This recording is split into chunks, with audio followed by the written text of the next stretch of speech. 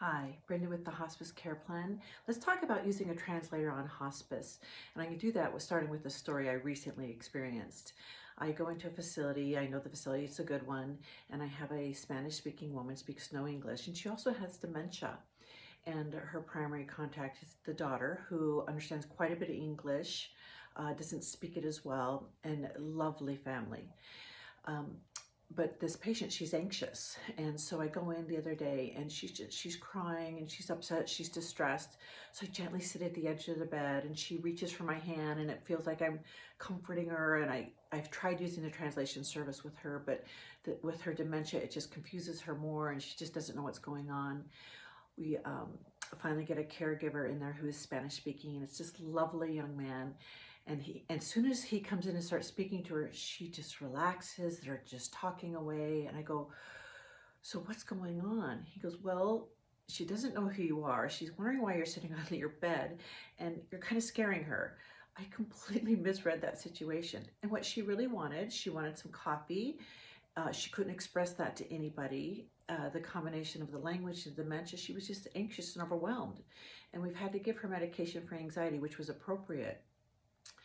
And the day before, I had spoken to the social worker, and she said, oh, I had a lovely conversation with the daughter. She doesn't want to use a translator, and she really understands quite a bit of English, and it went well. She thinks it's going really well with her mom.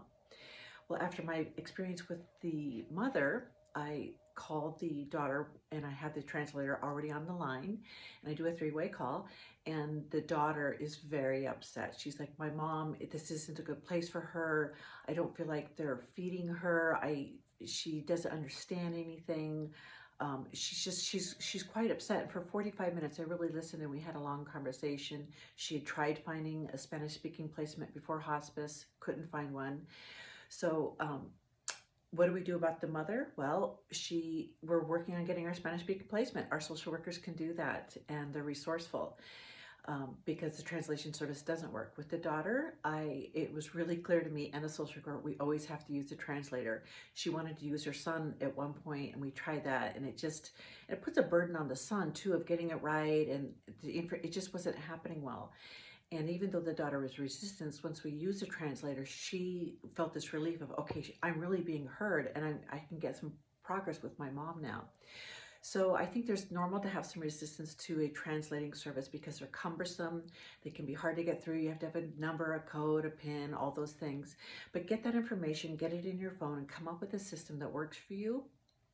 And just set it's a standard. Even if they're kind of English speaking, whatever language, use the translation service. I've used them for years, and the actual translators, once you get through them, they're very good.